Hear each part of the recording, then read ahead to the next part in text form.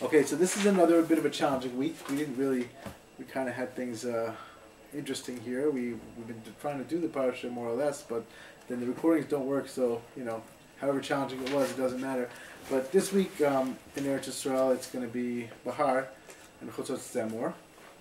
So we have one, again, the Shvius Omer, we did one, so it's going to be Behar, Emor, and also anyone, even if you're in Behar, you want to Shvius Omer, so that's good, B'ez Hashem. And that's hopefully going to go up soon. And now we're going to do something, try to connect Behar and Emor, B'ez Hashem. Have a shaykhs. So Rav tzadok in the first piece in the parsha connects Behar and Emor. And he says, what in the world is Shemitah doing? What is Shemitah doing? Mikalo, Shemitah. Doing here. So the Baal Turim actually deals with this question in his own amazing way. Okay, on the question. Why is Shemitah specifically after the Mekalel, the punishment of the Mekalel in last week's parsha? It was one thing to do with the other. They punished the guy cursed with the shame flourish, right? Punished him. And here you go, oh, Shemitah on him. What's Shemitah to do with it? So the Baal Turim asked the question, and the Baal Turim says, it's because they only reveal the shame of flourish to the Talmidim one time in 7 years. 1 year in 7 years, one time or 1 year or something like that. That seventh year, then you're allowed to reveal shame of flourish.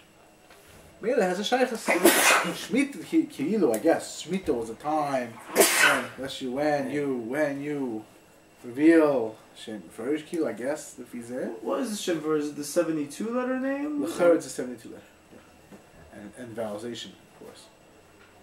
And vowelization. But do we know what the letters are without the vowels? We know the letters, sure. Anabakoch. No. Anabakoch is the mem base. 72. If I remember right, it's a 72 name, and we know the letters, but we don't know that it's, Okay. Yeah. I mean the Kohen Gadol. So, yeah, no, not really, yeah. So it's called the Shem, it's Shem Ab. It's really 10 letters. But actually, yeah, that's the Bechina. These are 22 tribes. Is there any Bechina that someone in every generation would know it, or will only know it in Shech? L'char not. If I'm not mistaken, that's what we're talking about here. But that's about Tum. So tzadok says, wait a minute, Chazal, when they say the only relation of Forosh once it's Talmidim who were worthy once in 7 years, it didn't say in the Shemitah. And if it just means randomly in 7 years, it again has no relevance whatsoever to Shemitah. So he says, okay, no. He said, for sure, they revealed it during Shemitah. And this Bechin of the 1 in 7, he's very, very interesting. He's a very interesting Mahalach. He says, there's two different things. You have Shemitah, the year of Shemitah, and then you have the Shabbosim of Shemitah, which is even higher. Right? So Shabbos is one Bechina when you're like... Shabbos, yeah, that's the highest. So he said Shabbos is one Bechina when Shabbos is like Mein al-Haba. Shemitah is when everything gets uplifted. Right? There's also this Bechina of a very sublime revelation of Hashem in the world. So, right, we have Bitachon on Hashem. That's the idea of having Bitachon on Hashem. That's why Shemitah's Ksafim also, money, your money disappears. There's something called a prusbul now that it's only the Rabbanan Hill was mistaken a prusbul, so that if you make a prusbul, so that I do have to pay you after all. And really I should pay you anyway. I don't have to, but I should. It's considered proper to pay. It's not considered proper, owe you $1 million and like get out of it, right? But I should offer you should say, no, you don't have to, whatever. And then if I push you, you can take it. And I know they're happy, that's what it pays. But this idea that there's no debts, it's like, you go to this place where, so what does it mean when you have a debt and it gets cleared? Well, what happened now? You lost money, so you didn't lose anything. The money's going to come another way. It's fine. Once everything uplifted, it doesn't matter. We're somewhere else. You don't need a harvest this year. This year you don't need a harvest. It's not natural, it's above nature. It's an amazing thing. Again, we're in a derabbanan matzah of this thing. It's all rabbinic now, but... So, tzadok says that the Shabbosim during Shemitah was when there was a revelation for students who were worthy to give over the name. He has more than maybe there. Those who say it's 2 times in 7 years, or the 2 times. It's the 6th year, and he has a whole mahal. But they think this is a good enough thing for us to realize, to be aware and to understand that the Makalo tried to use the shame Mefurish to break through barriers. He wanted to break through. He wanted no stigmas and no barriers. That's what he was looking for. No barriers. That was his goal. and the purpose is not, we're not supposed to try to break through barriers. What we're supposed to do is work within the barriers and reveal Hashem in the world of Asiyah. We're not supposed to go messing around and trying to, because he was stigmatized or whatever it was exactly what his deal was, and he wanted to get his mother, make her happy, make good for her, whatever it was. He had a whole plan, but we don't really get to. There are certain rules Hashem made in the world. We don't get to like completely ignore them.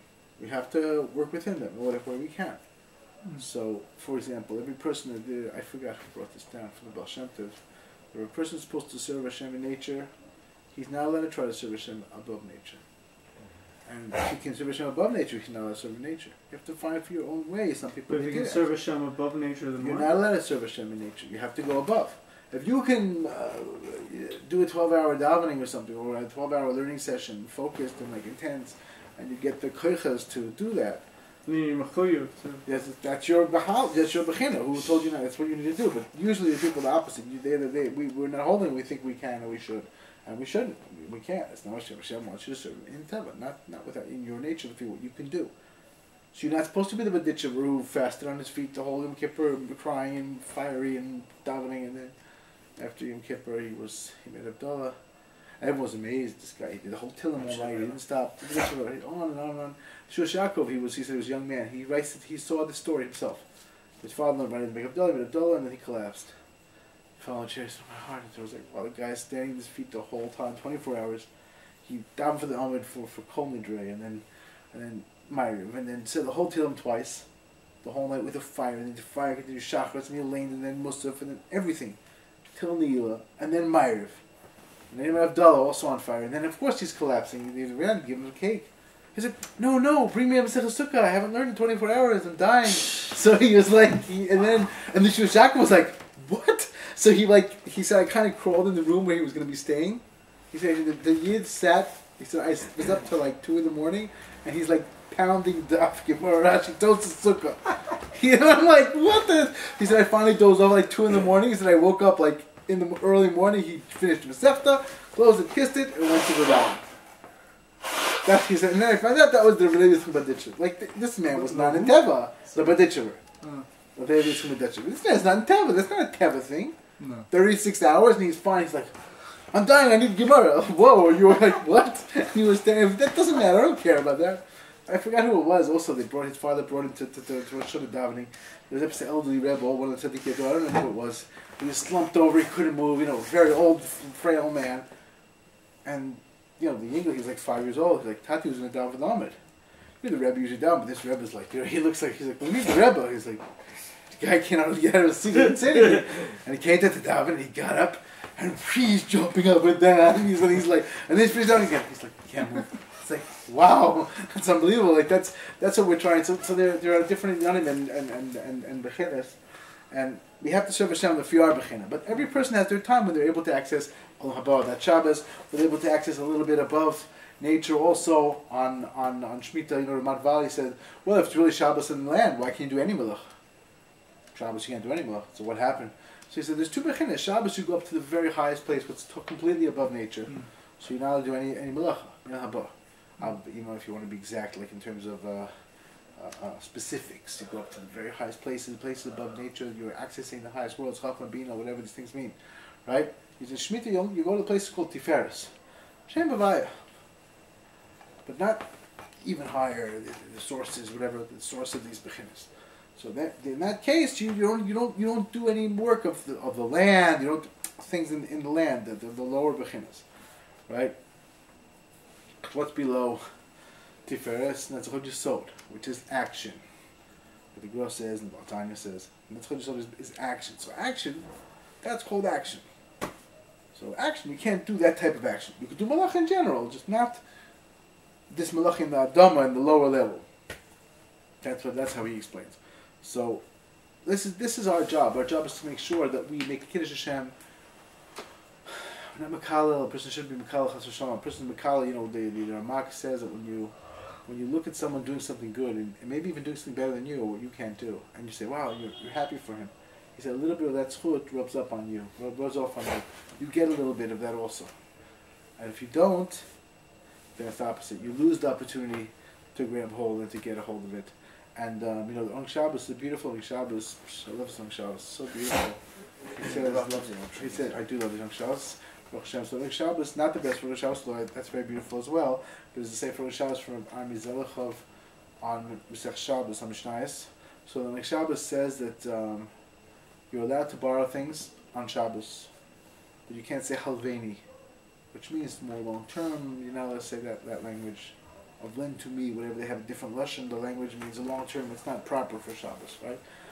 So he says you're allowed to borrow from other people. He says you should borrow your friend's special attribute. When you see your friend excels at something, he has a special nakuda, you should borrow. You should learn from it. It should rub off on you. He said, but not halveni. Don't try to make his aspect your aspect, because then you won't get his and you won't be able to do yours. You have your things that you're here for. When you see something your friend exemplifies, try to bring that in some level, whatever way, but don't overdo it. That's what he said.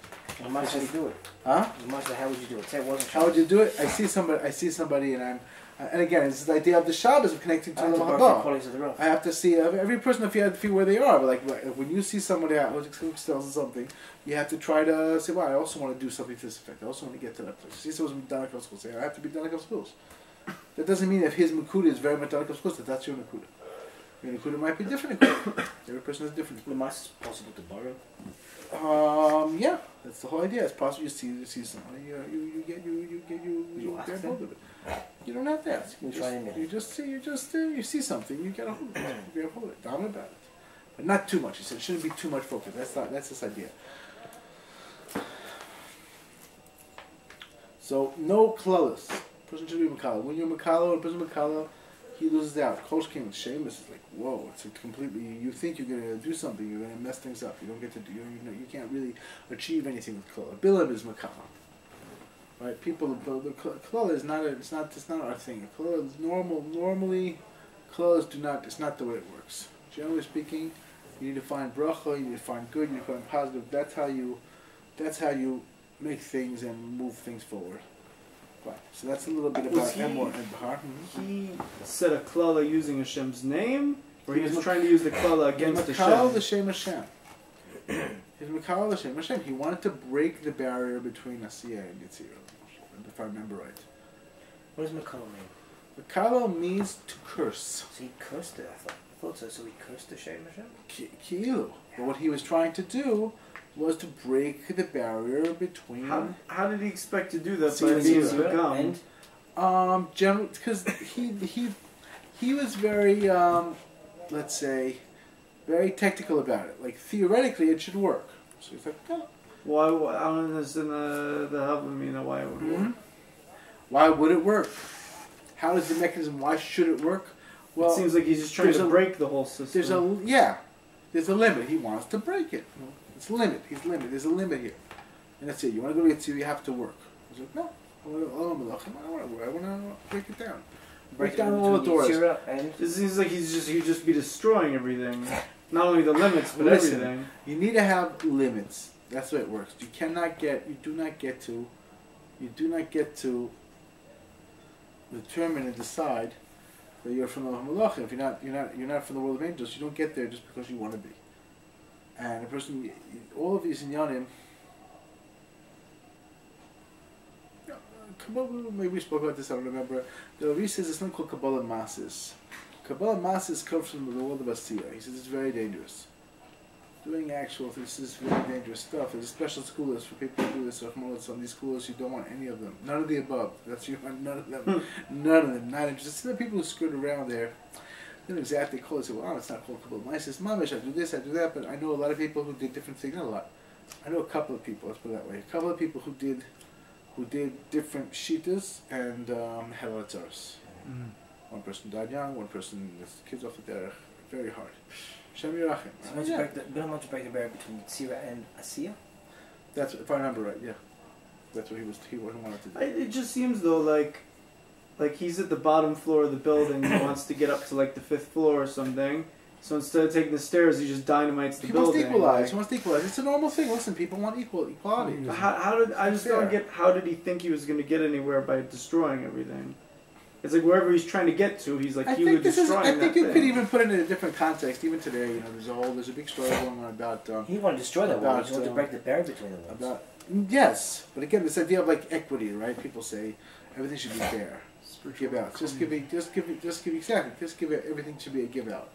And when you have equity, equity doesn't really. It's not a good. It's not good because people put in more effort and get more. It's not always. There are many factors. You need help. You need this, but it's not exactly true that if we give you something, that's going to help you. Giving people something, you know, people think that in schools and in areas that are not such affluent areas, they're not putting money in the kids, and that's totally untrue. Generally speaking, they're putting more money in the kids than other places. It doesn't help though. So this is the problem.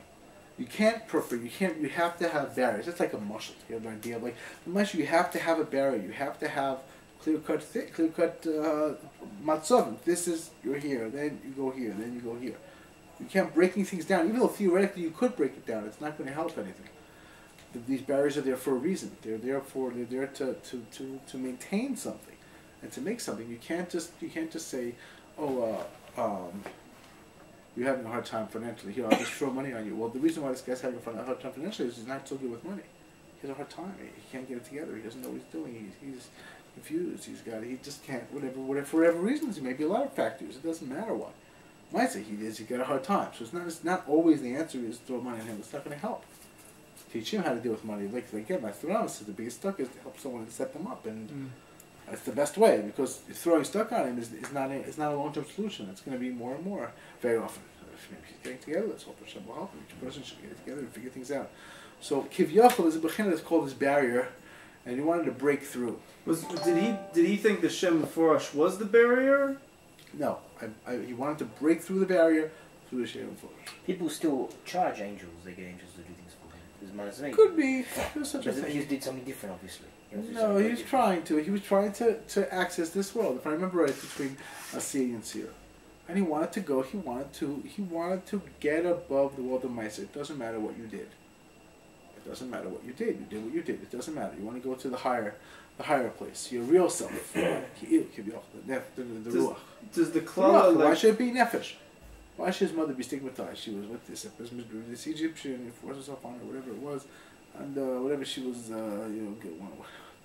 right? She went around chatting people up, whatever. Not meaning in a bad way. This lady who, the one person who was together with an Egyptian, that her son was in Kala. She was raped. Yes, but she went around speaking to people in a way that wasn't that appropriate. Not that she meant anything bad by it. So to try to say now that it doesn't matter what happened, it doesn't matter her actions, it doesn't matter what happened and how things happen. I'm just going to go to the place of Ruach. It doesn't work that way.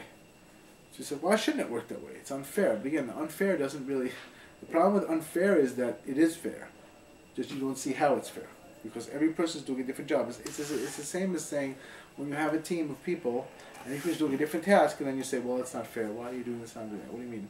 This is what I'm best at and that's what you're best at. Like what? It doesn't have to do with anything. It's not relevant. It's not relevant. It doesn't become fair because I take your position or you take my position. That's how it works. I have a friend. He says, you know, you have all these socialist states and they line up. They get in line to hopefully get their little bit of bread. You know, their little bread, and like in capitalist places, you have bread waiting for whoever wants the bread's lined up. Like, and it's true. He's right. Like, there's no question. Like, when you're in a place where there's some incentive going on, so you have people who are doing more than anybody else, and they're usually making more than anybody else, or not. Sometimes they're not making more than anybody else because for various factors as well, not necessarily for bias exactly. He's not pushy about it. He's not. He's a little insecure. He's whatever. There are various reasons why that might have caused that. So that's the way things work. So you can't just get through. So you can't just skip the world of action. You can change action. You can make things different in terms of tshuva. There are different ways of doing it, but that's a particular. That's not Yitzira. You're already going to higher. You're going to the Bechin of Bina. You're going to Bechin all these different inyanim of what tshuva is, and tshuva makes a new reality. It's a new reality. Yes, but that's a personal avoda. It doesn't come from a person saying this isn't fair. And usually, again, as difficult as this is, the fact is that my situation and each of your situation, each of our situation, is exactly calibrated from Hashem to be the way it's supposed to be. That's just how it is. Even though it's may be objectively very difficult. One of us may be having a really hard time now in a particular way. It doesn't mean it has to just pull us down. We're like, well, how am I going to get over this? This is like really hard. And we wait for Hashem's Yeshua, and we understand that this is the way it's supposed to be. And surely He's going to help. But like, not that, no, this isn't fair. This is really not fair.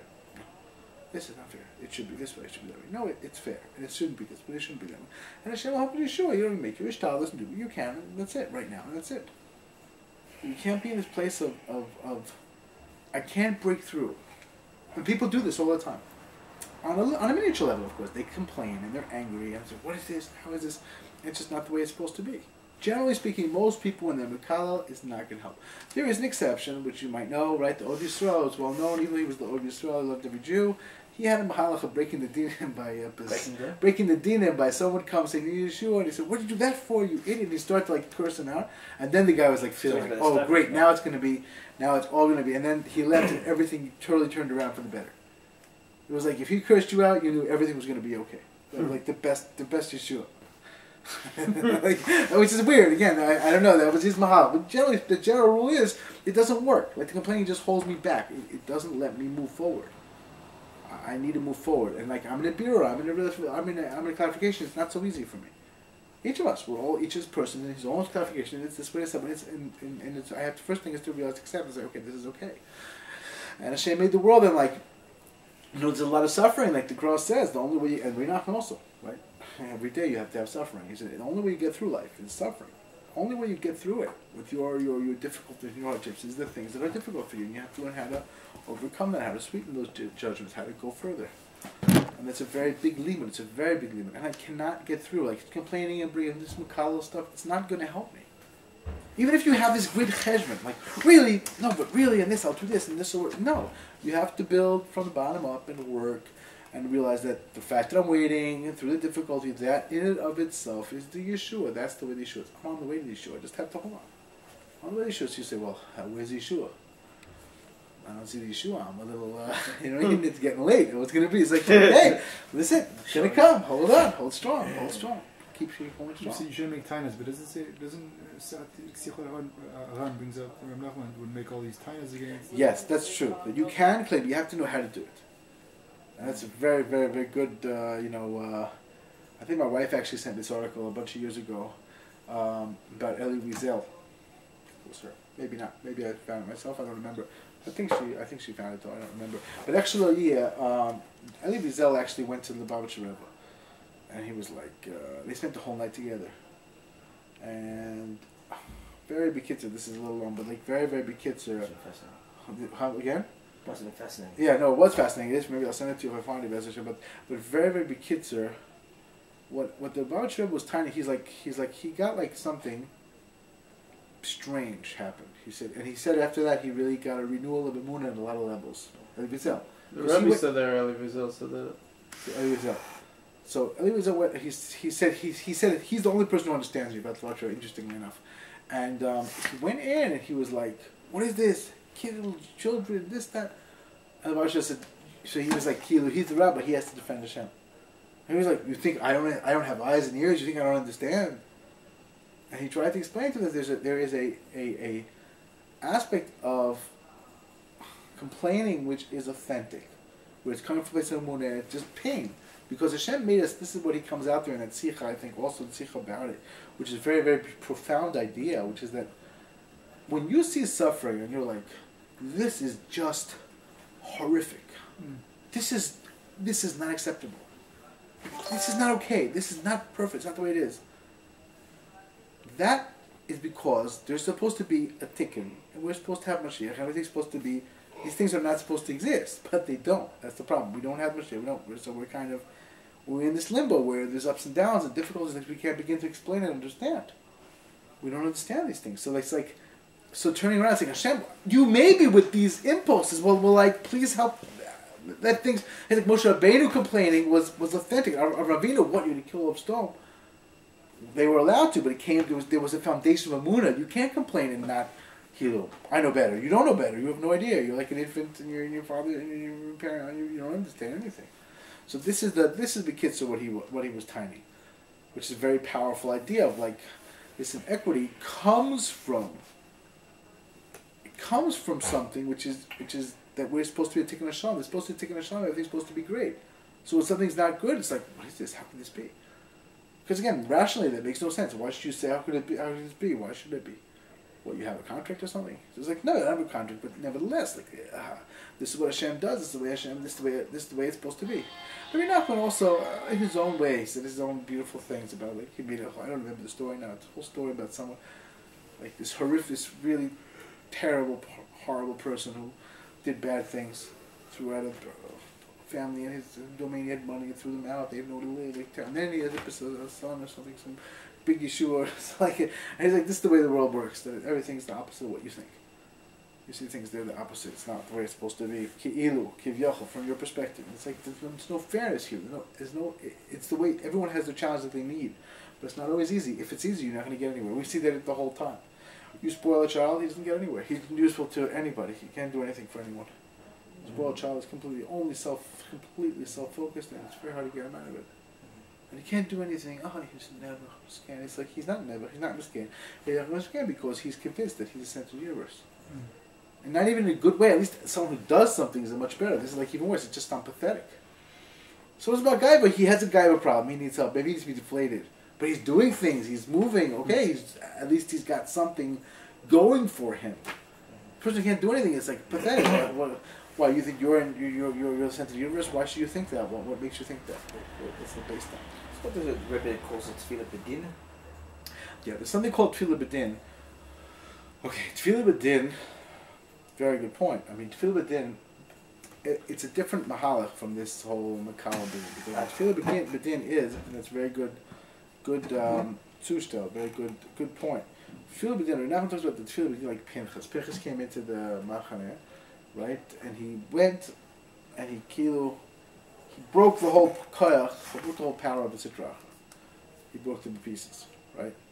So that was Pinchas' koyach. And the same thing in Persia says, a tzaddik, so a person that was bedin, and again, maybe it could be it's part of its kind of complaining, but again, with the foundational munah, so the sitrach wants the tefillah, so it tries to grab onto it, and then it gets stuck in its throat, and it vomits out even all the sparks he grabbed, and even new sparks, even gerim. That's what Nachman says in Torches, right? So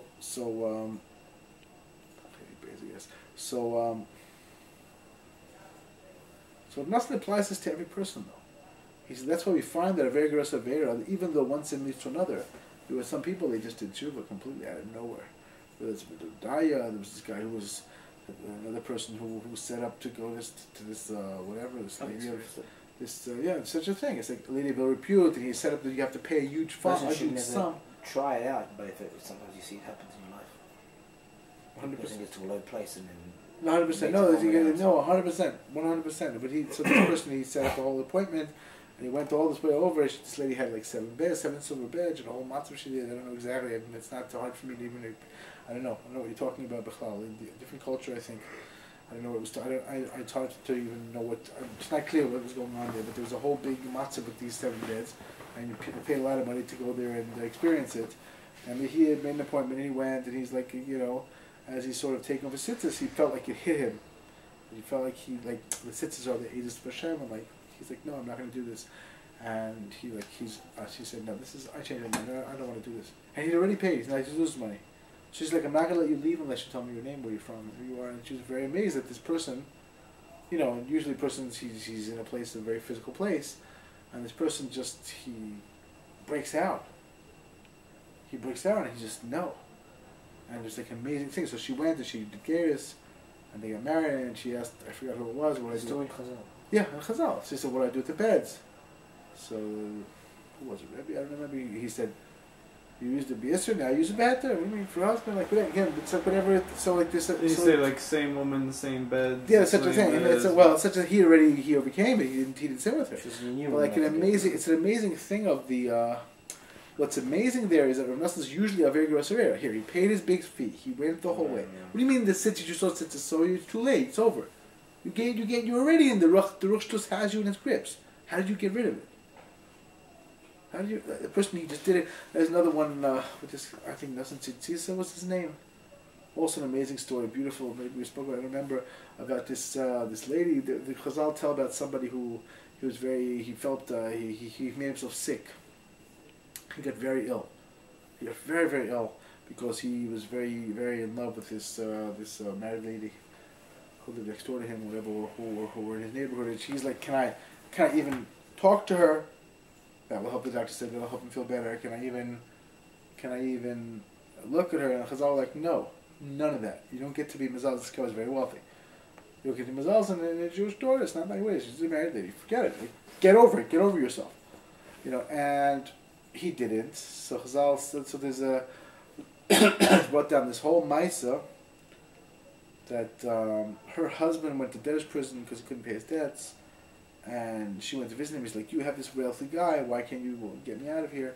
So she went to his house. She didn't know what to do. Her husband was yelling at her. She went out the door, and the slave who answered the door knew his master was really interested in this girl. So he ran to the master. Was language he really wasn't so. Again, he wasn't well. Presumably he was going to die. Presumably at some point from his love sickness or whatever. And he said, so and so was here to see you. He said, if that's true, I'm going to free you. If you're telling the truth, if you're free, I'm going to free you out. So another slave ran in, each slave from the whole table went in. He's like, that's each one, free you. Finally she went in, and he's like, what are you doing here? So she told him the whole story. He said, but now you have a big opportunity to be miskaber and get over yourself and not be so, turn to Hashem. And he did. And he turned to Hashem, and he mamish, he gave the money. Then her husband was like, oh, I know what you did. Did you sin with him? Like, whatever, which wasn't true. Like, oh, but I forgot who it was. Maybe it was Akiva even. I don't remember. I don't remember who it was. He was riding past on his horse, and one of the, maybe Tanoim, called him in and said, you have oil, what did you do? You have a big oil, what did you do? So he told him the whole story. He said, you should tell me, because now you have Natzliach. You have tremendous stuff. And he became Marukva, maybe, if I remember right. He became one of the big, a big or. Wasn't stam. So how does this come? So in essence, that's called the field of B'chinas Din. Yeah, Rei Nachman is talking, sounds like a big tzaddik. He said, but that's not what it means. Field of B'chinas Din is not just a big tzaddik. Field of B'chinas Din means, has to do with you and me and every person at all times. Rei Nachman talks about something, it looks like it's very sublime, it's irrelevant to all of us. That's not really what he meant. That's a very different understanding of Field of Din, which was a person who says, Hashem, these are your rules and you're not doing them. You can, as long as it has a foundation of Emunah. But the Maisa, the Nassim says the expression of Field of B'chinas Din is this